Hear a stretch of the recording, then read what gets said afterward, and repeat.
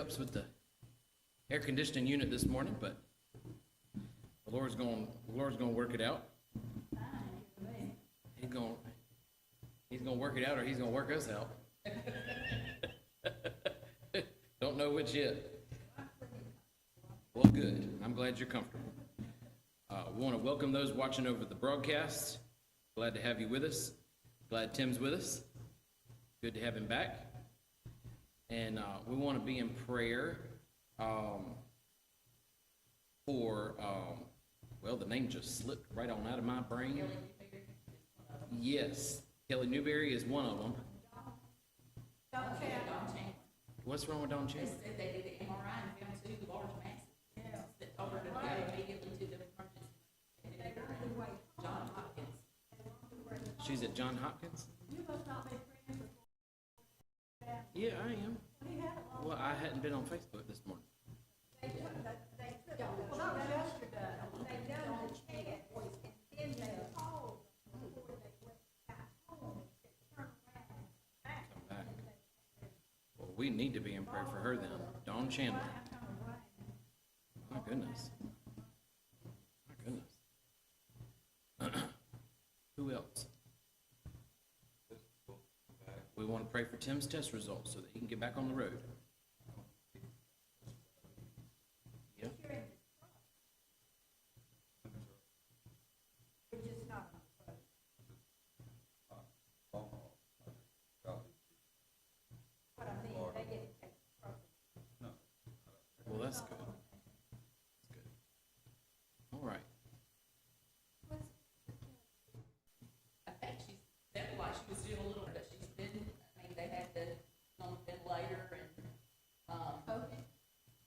she, kidney problem, and she was just, I'm not on Facebook anymore, so. Kelly Newberry, Perkins. It's probably a good I one. disagree with your ideology. Well, the only thing I'm on is our family in Norfolk. I want people to sure. Well, let's go to prayer. Sister Carolyn, why don't you pray for us?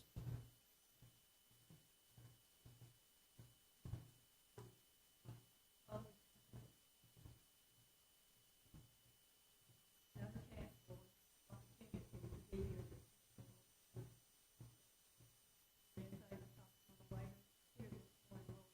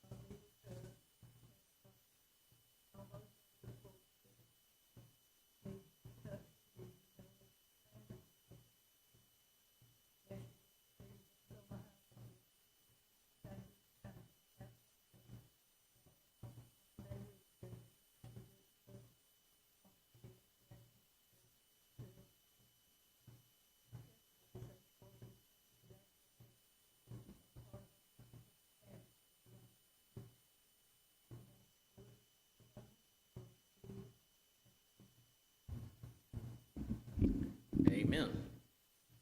Well, in continuing our study on Abraham, we're kind of skipping ahead just a little bit this morning. We finished last week over in the 13th chapter, where where Lot and Abram had, ooh, pages are sticking together, where Lot and Abram had separated, and we see later on where Lot's choices have a negative impact on his life, not only in terms of where Sodom and Gomorrah are concerned, but when later on, he is just plagued with all these.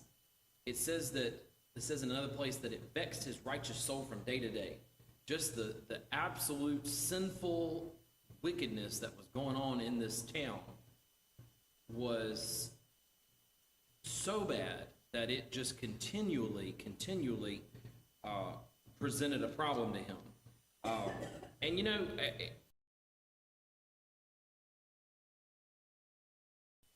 I was thinking about Lot, because if you are raised to know about the things of God, and you maybe distance yourself, that's really what Lot was doing. I don't necessarily think he was making an active choice to walk away from God, but he was letting the cares of this life and the deceitfulness of riches get in his way, like we talked about Wednesday night with the parable of the sower. He was letting life and his eyes get in the way of his service to God. And when that happens, you can drift very slowly, incrementally, until eventually you reach a point where you're so far away, you don't know how you got there. His daughters married men of the town. His sons-in-law were men of Sodom and Gomorrah. And you can tell how different his life has become, because when he eventually tells them, we've got to leave, they've told us, the angels have told us they're going to destroy the city, his sons-in-law didn't believe him. They're like, what? It sounded crazy. Well, why did it sound crazy? Because they weren't talking about the things of God in his home. If you don't talk about the things of God in your home and about the Word of God in your home, eventually, those that live in your home, it's going to become a strange thing to them. It's going to become something distant. His sons-in-law didn't even know what he was talking about, because Lot had not talked about his relationship with the Lord. So it just causes so many problems. I was thinking also of when Lot was taken captive by those 5 kings, and Abram went out to go take him up. He went and found friends. Well, he didn't find the friends. He already had the friends. He had friends that helped him to recover Lot and to get him back. They battled with him. And one of them was a man named Eshcol. And we read of Eshcol later in the book of Exodus, when Moses comes up to the promised land and they send the 12 spies over. They bring back grapes that were come out of the valley of Eshcol, which is where that man had lived. And we know that the grapes were so big that they couldn't even hardly carry them between 2 men. I don't think that's a coincidence that man was an ally, a friend of Abraham, and had helped him to fight to get Lot back. And now, hundreds of years later, the valley that he owned is so plentiful in the land of Canaan that the fruit is too much to bear. I don't think that's a coincidence. I think that's a lesson for us, that when we make friendships with the people of God, when we make alliances with the people of God, when we are close to the people of God, God blesses us. I don't know anything about Eshcol's life other than that one thing that he did with Abraham. I don't know anything else about it. But obviously, he had some good priorities, because he and Abraham were close friends. So it is so imperative who we are friends with. It is so imperative who we associate with. I had there was a young lady that I had helped to get a couple of jobs. She was very promising, very, very talented, and I had helped to get her a promotion, and then several years later, I helped her to get another one. You know, I kind of kept my eye on her, tried to help her career because she'd earned it, you know. And over the years, I just noticed a couple of things that I wasn't too crazy about her character. And so I started to distance myself a little bit. We weren't close, it was just a work relationship. And recently, I had occasion we were involved in a situation, and she showed her true colors. Showed her true colors in a very, very bad way. And, well, she point blank lied and got caught in the lie and didn't know I knew. And I didn't say anything because that was proof. I had asked the Lord, you know, I need you to help me distance if I need to distance, you know, because I don't want my relationships in any way, shape, or form to reflect badly on the gospel. Because if people see me and they know her and they say, well, they're friends, that don't say much good about him. You see?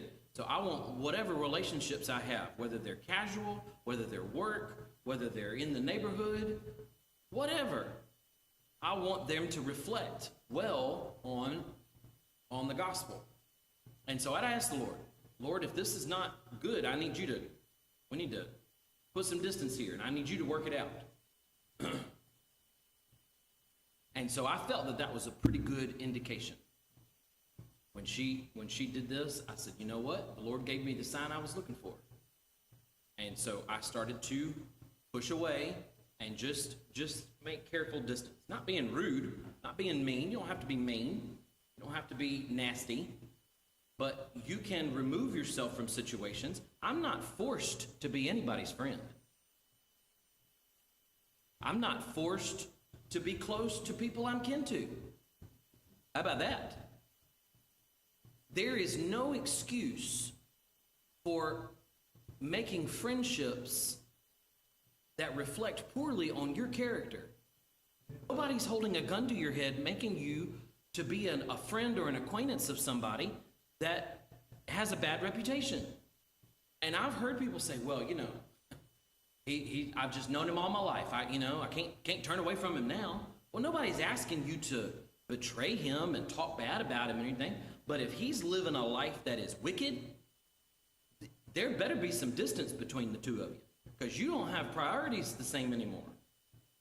And it says who you associate with says something about you. Every time people look at you and they know you're close to so-and-so has a terrible reputation, they're going to look twice at us. You are new. Yes, you are. You are known by the company you keep. You absolutely are. There's a man at work who is a preacher. And when I found out he was a preacher, it surprised me. Because he does not have good language. He talks about things that are not good. He acts in ways that a preacher ought not to act. And it's surprising. You would never know it. Many, many years ago, I worked with a lady, so we had a sales post manager. Uh-huh. And we sales.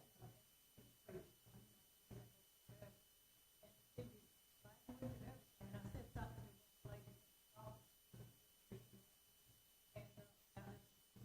And we all need to have a stand. In other words, it wasn't just a preach. Right. There's a higher standard. Right. Absolutely. Well, and yes, she is right. We all ought to have that standard. We all ought to be circumspect in how we talk, our conversation, everything. But you're right. Those that are in the ministry are held to a higher standard. That's just inevitable, and rightly so. Of the Old Testament said, your preachers have led you astray. I'm going to come and be your That's your, right. your shepherd. That's I'm right. going to come and do it. Right. Well, and I think often of the sons of Eli. Here he was a high priest, and his sons were so wicked that God ended up punishing them, killing them in punishment for the way that they had led the people astray. Samuel's too.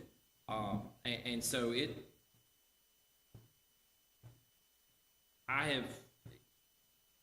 not going to get into all that. I'm going to cut myself off.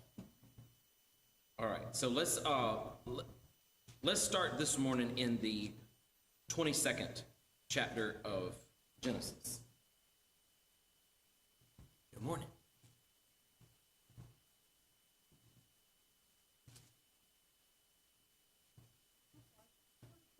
Twenty-second chapter.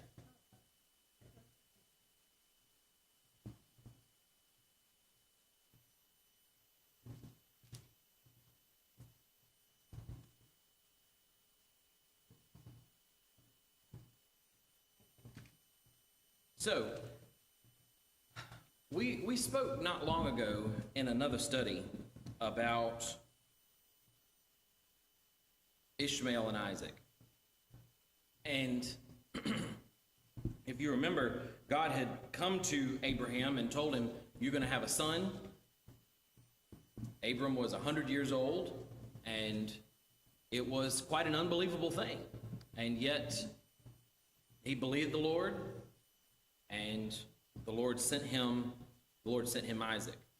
But in the meantime, in that 13-year period in between when God first promised him Isaac and when he eventually allowed Sarah to get pregnant, Sarah began to act on her disbelief. She laughed at God when she first heard about it, and then kind of came around to it somewhat.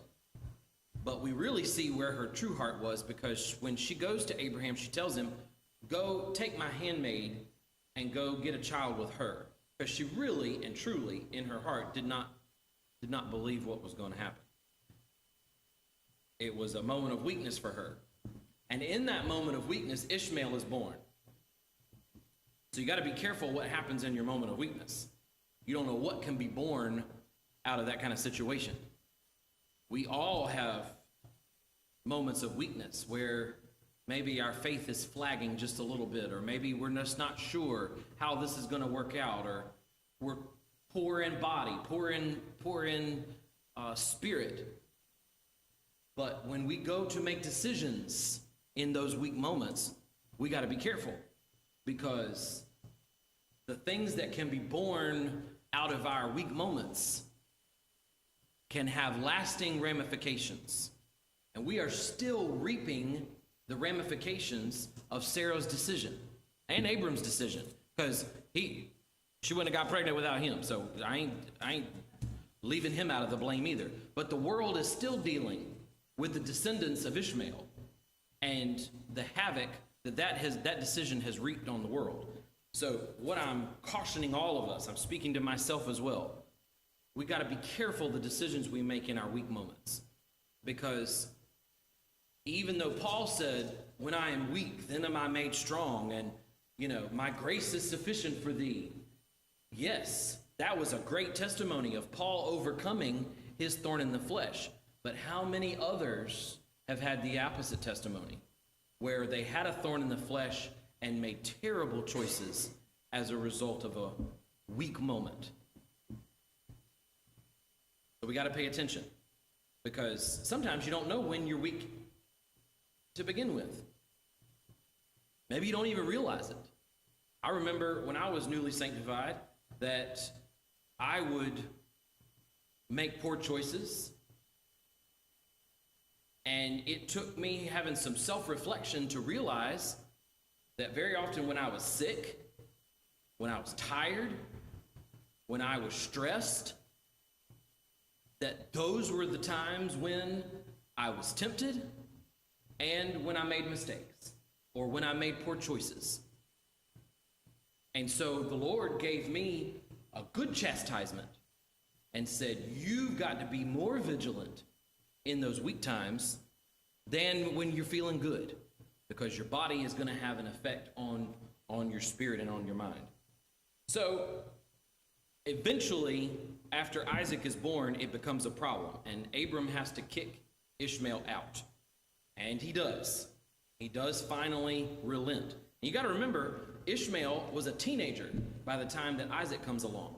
So he had spent 13, 14, 15 years with this boy. There was a father-son relationship there. It was difficult for Abram to let him go. But he had to, because Ishmael was not the promised child. This was a child of a fleshly decision, not a child of the spirit. And so we get to chapter 22, and now God is asking him to get rid of his promised child. He's already gotten rid of his fleshly child, and I can only imagine how difficult that was. But now God is requiring this of him. So let's look at this. Starting in verse 1 of chapter 22, Kelly.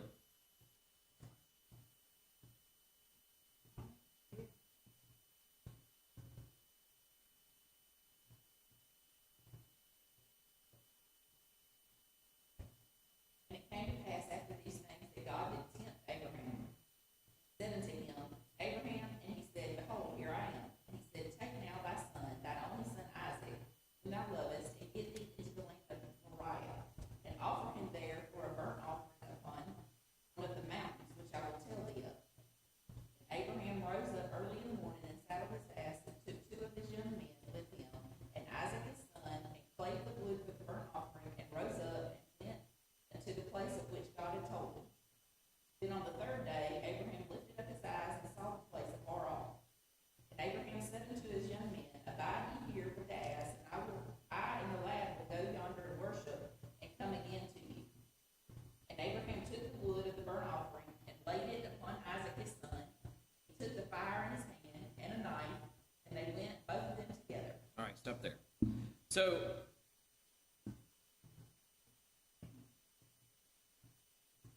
in the first verse, he calls him by name. He says, Abraham. There was no questioning who God was talking to. God was specifically speaking to him. And Abraham said, Here I am. Didn't know what God wanted. Didn't know what he was about to ask him. And neither do we. When God calls us, when God puts an unction on our heart, we don't often know when he first comes to us what he's getting ready to require of us. To give something up, to do something, make an effort, make a step in faith. We don't always know what he's getting ready to ask of us, and yet our response is called to be, Here I am. We are called to be present, to be available, to be willing, whatever it is, for God to put that call on our life. And so he says, Take your only son Isaac, whom thou lovest. Now, Abraham has another son, and it clearly tells of his love for Ishmael as well. But why does God say this? Isaac, whom thou lovest. Why would God single him out like this? He was. Even though he loved Ishmael, Isaac was the one that God had promised.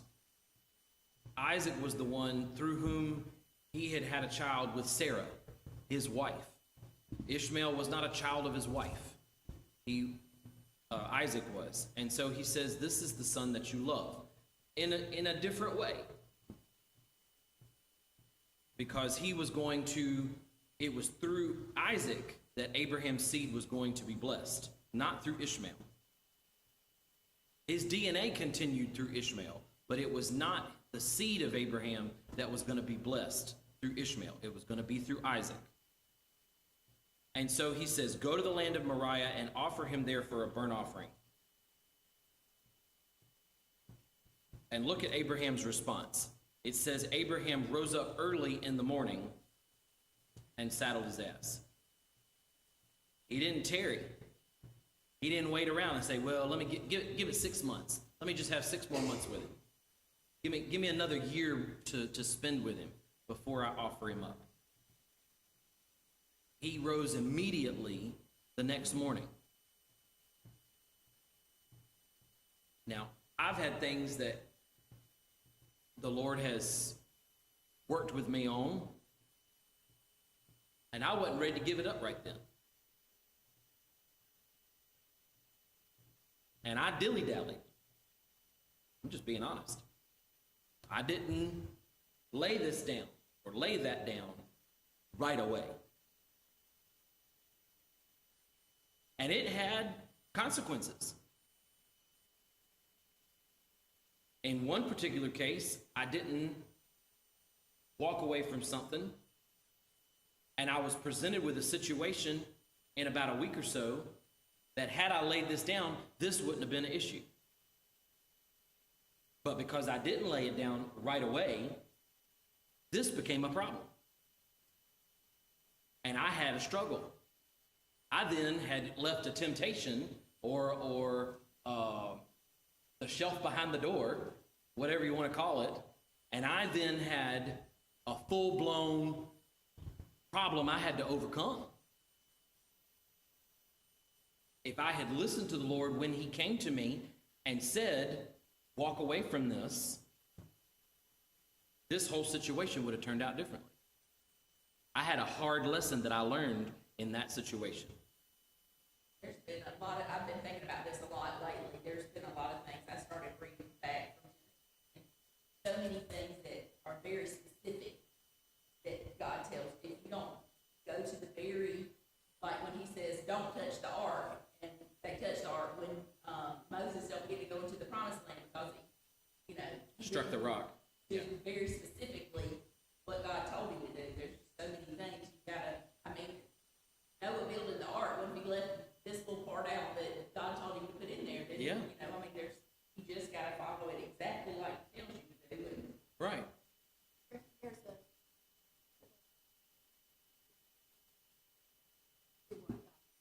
Yeah, you do. And be sensitive to something.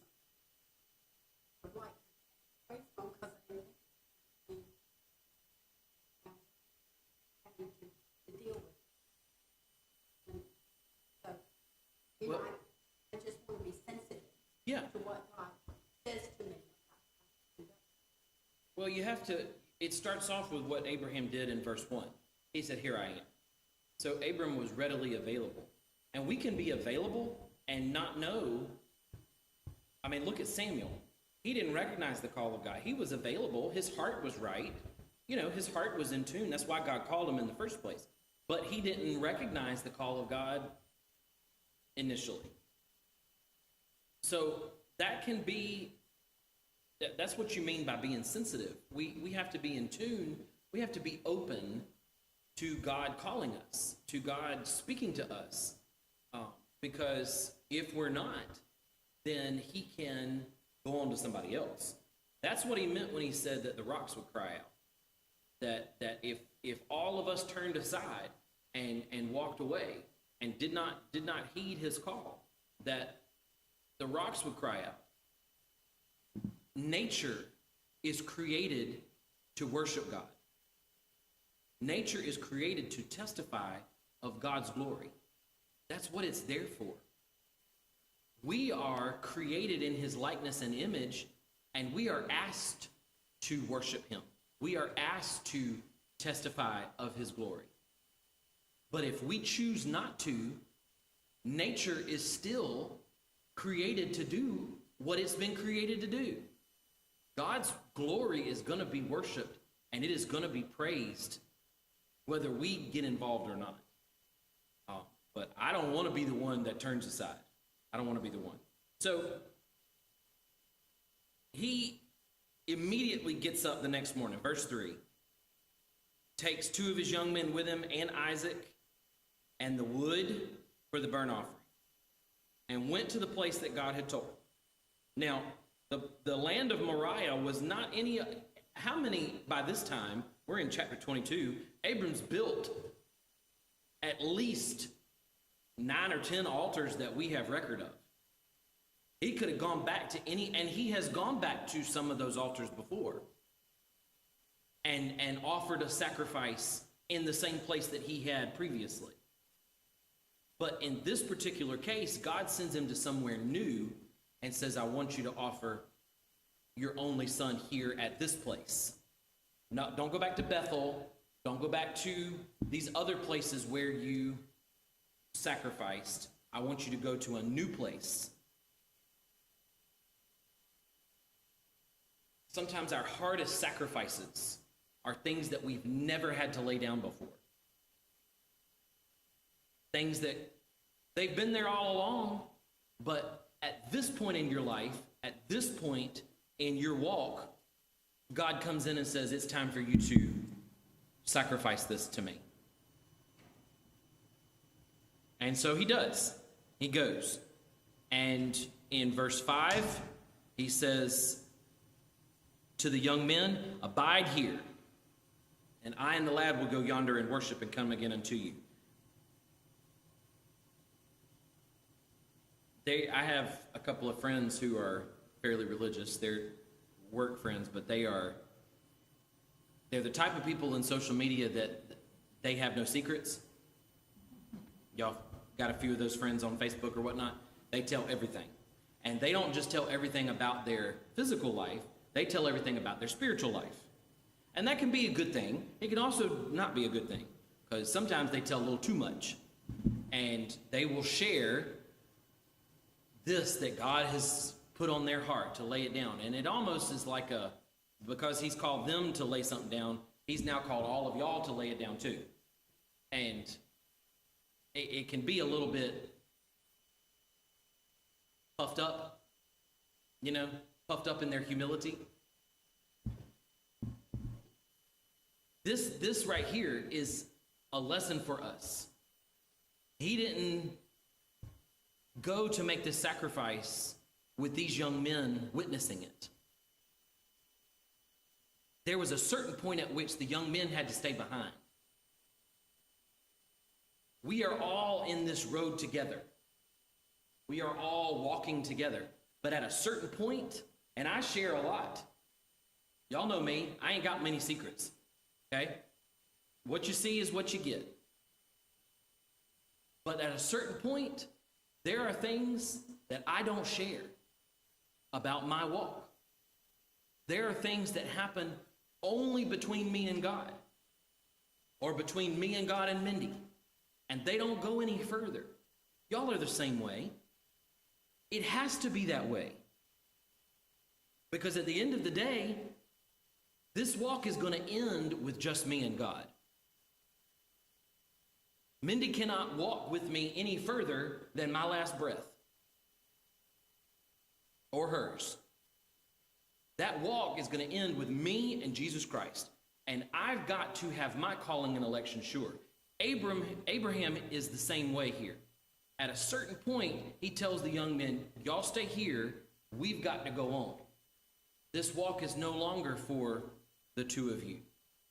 Jesus was the same way. When in the garden, he took the disciples with him up to a certain point. And he said, tarry here and watch. Now, they couldn't hear him at a distance, crying and as if it were great drops of blood and all this. They were not involved in that. Their only commandment was to stay and watch. This was Jesus's wrestling with God the Father. And no one else could be involved in that.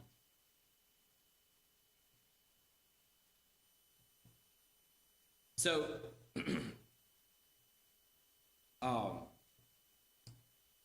where did you stop, Kelly? 6? Okay. So he takes the wood and he lays it on Isaac, and he takes the fire, and when he says he lays it on Isaac, he's making Isaac carry the wood in this verse. That's kind of awkward phrasing, but Isaac is carrying the wood for his own death. There's a reason why Isaac is considered one of the patriarchs of faith, and this is the beginning of his story of his walk with faith, because he had to have faith as well. Isaac is a teenager at this point. Abraham's over 100 years old. He probably could have wrestled his dad to the ground and run off. Kind of taking up his cross. He really is. He really is. This is a story of obedience where Isaac is concerned, because he's obeying his father, and in third hand, he's obeying the wishes of God the Father. God didn't come to Isaac and say, it's time for you to die. He went to Abraham. And in today's society, a lot of people would say, hey, I wasn't involved in that. That might be your call to sacrifice me, but I'm not agreeing to that. But Isaac submitted to the will of God, and he submitted in obedience to his father in this act. And they both went up together. All right, so let's start in 7. Where's the mic?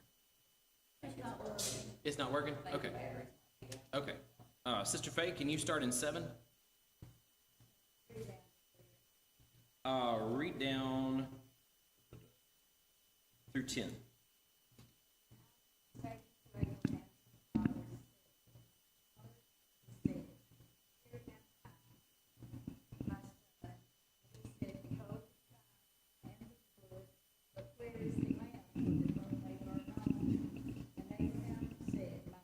God will provide himself a lamb for a burnt offering. So they went both of them together. And they came to the place which God had told them of, and Abraham built an altar there and laid the wood in order, and bound Isaac his son, and laid him on the altar upon the wood.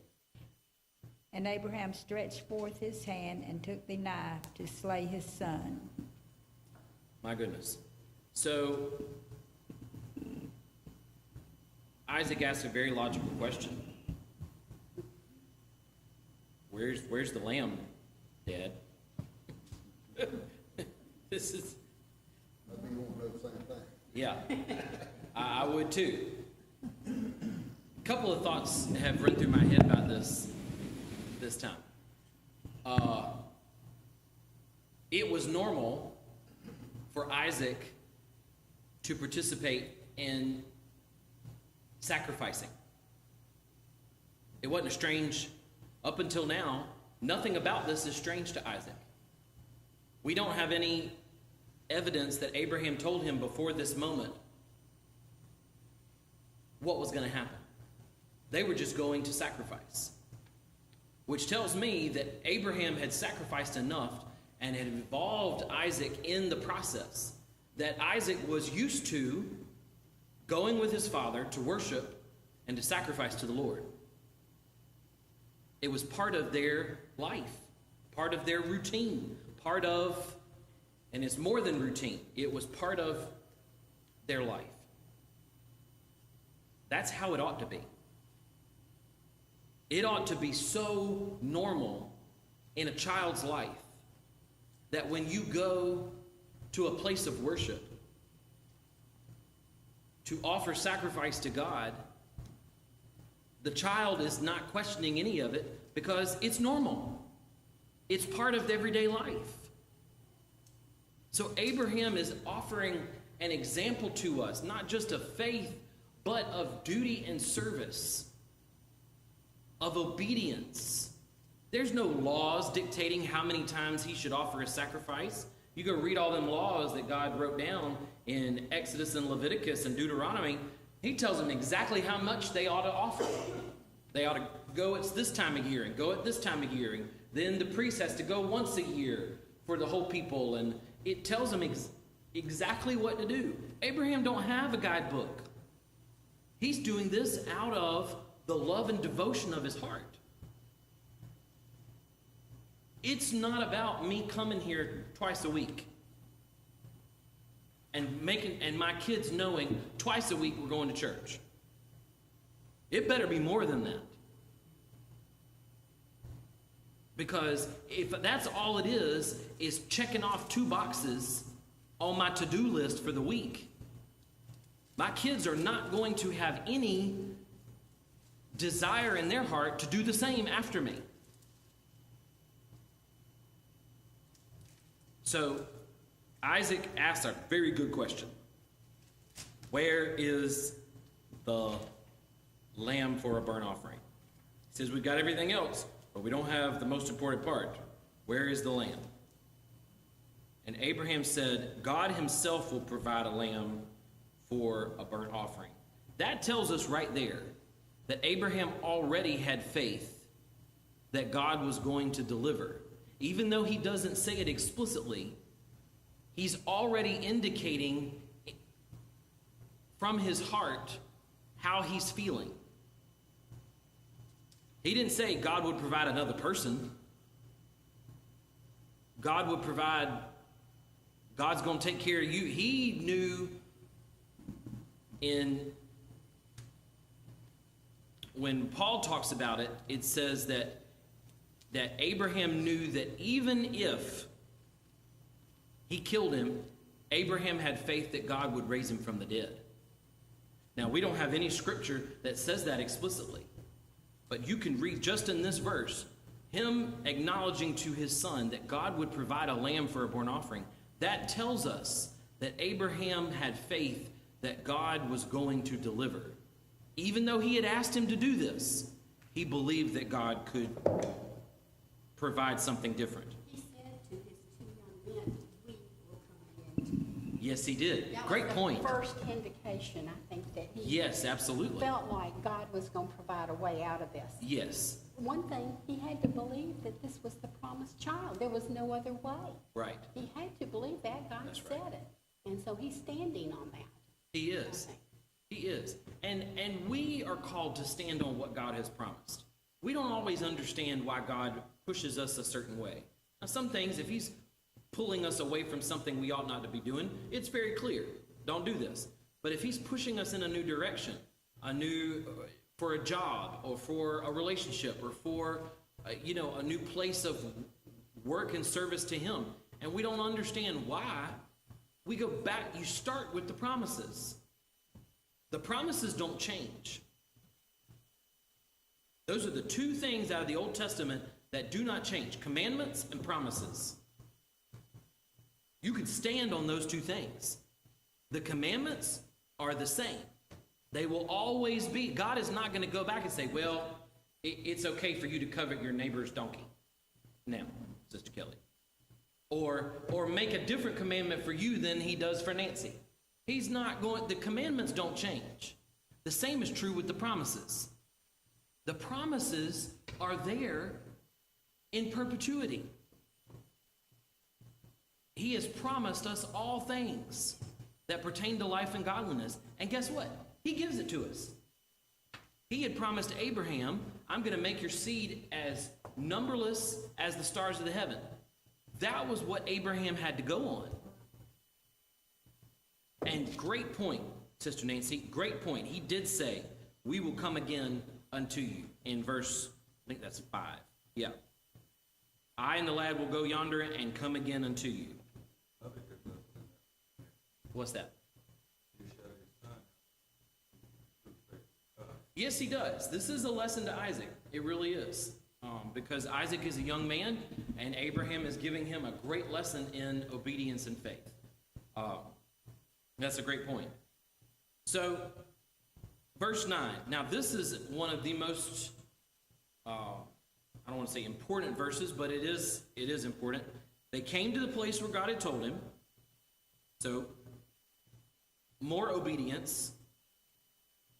He built an altar, he laid the wood, and he bound Isaac and laid him on the altar. This whole process is our singular steps of obedience, one right after the other. At each individual point, Abraham could have turned aside.